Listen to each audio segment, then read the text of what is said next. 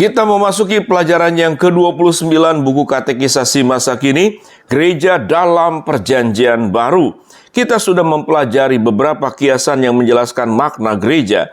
Sekarang kita mempelajari beberapa segi kehidupan gereja perdana, yakni gereja yang didirikan oleh rasul-rasul. Penelaahan Alkitab. Bacalah ayat-ayat yang tercantum di bawah ini dan jawablah pertanyaan-pertanyaan berikut. Kisah Rasul 2 ayat 9-11, ayat 41 sampai dengan ke-47.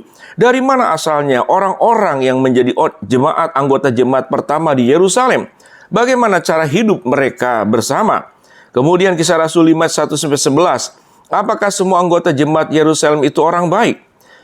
Apa kesalahan Ananias dan Safira? Apa tindakan Petrus? Apa yang terjadi kepada Ananias dan Safira? Apa reaksi seluruh jemaat Yerusalem? Kisah Rasul 6 ayat 1 sampai dengan ke-7. Mengapa anggota-anggota jemaat di Yerusalem bersungut-sungut? Apa reaksi rasul-rasul atas sungutan itu? Apa tugas utama rasul-rasul? Halaman berikut catatan. Melayani meja berarti membagi-bagikan bantuan material kepada para janda dan orang miskin. Apa syarat supaya dapat melayani meja? Bagaimana mereka diangkat? Ayat 3, 5, ayat ke-6, Kisah Rasul 8 ayat 1 sampai dengan ke-4. Apakah jemaat luput dari kesukaran dan penderitaan? Apa yang dilakukan oleh anggota-anggota jemaat yang berserakan karena penganiayaan? Kisah Rasul 11 ayat 19 sampai 30, 13 ayat 1 sampai ke-3. Apa yang dilakukan oleh anggota-anggota jemaat yang berserakan karena penganiayaan ketika mereka tiba di Antioquia? Apa reaksi rasul-rasul mereka? Rasul-rasul ketika mereka mendengar apa yang terjadi di Antioquia? Apa penilaian Barnabas ketika ia mengunjungi jemaat di Antioquia? Apa yang dilakukan Barnabas untuk mendewasakan jemaat itu? Bagaimana hubungan selanjutnya antara jemaat Antioquia dengan jemaat Yerusalem? Siapakah pemimpin jemaat di Antioquia? Apa perintah Roh Kudus kepada mereka? Halaman berikut. Mengenai Saulus dan Barnabas. Kisah Rasul 14 ayat 23. Kemudian 20 ayat 17 sampai 38. Siapakah yang ditetapkan Paulus untuk melayani jemaat-jemaat yang didirikan sebagai hasil penginjilannya? Bagaimana penilik jemaat di Efesus harus belajar dari teladan Paulus? Pasal 20 ayat 26 sampai 27 Kisah Rasul. Apa yang dipercayakan Roh Kudus kepada penilik jemaat?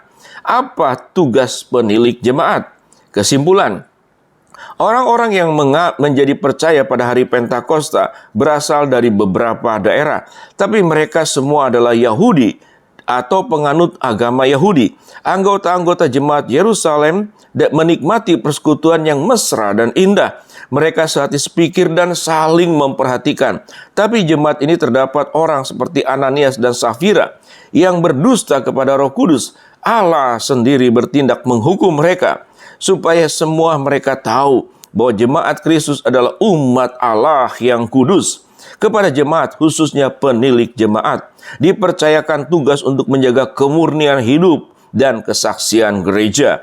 Paulus menasehati para penatua di Efesus mengenai hal ini. Kisah Rasul 20 ayat 17 sampai ke 38.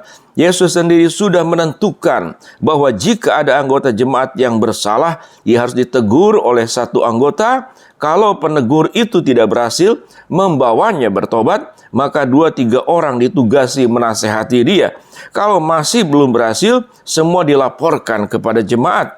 Kalau toh anggota jemaat dosa itu tidak mau menerima teguran dari jemaat, ia harus dikucilkan. Pasal halaman berikut, dikucilkan jemaat itu sampai bertobat. Mazmur 18, 15 sampai 20, bandingkan 1 Korintus 5 ayat 1 sampai ke 8, Kisah Rasul 8 ayat 14 sampai dengan ke 24. Jemaat di Yerusalem dianiaya sehingga kebanyakan anggotanya berserakan di Yudea, dan ada juga yang sampai ke Antioquia di Syria. Dalam perjalanan mereka memberitakan Injil keselamatan, mereka mematuhi perintah Yesus untuk memberitakan Injil. Di Antioquia terjadi langkah baru dalam penyebaran Injil. Injil diberitakan kepada orang Yunani, orang bukan Yahudi dan bukan penganut agama Yahudi. Sudah ada satu orang Ethiopia dan satu keluarga perwira Roma, yaitu Cornelius, percaya kepada Yesus kendati tadinya mereka sudah menganut agama Yahudi. Di Antiokhia, orang kafir menjadi percaya dan mereka disebut orang Kristen. Karena inilah jemaat pertama yang anggotanya bukan Yahudi. Oleh karena Barnabas, jemaat ini masuk persekutuan dengan jemaat Yerusalem.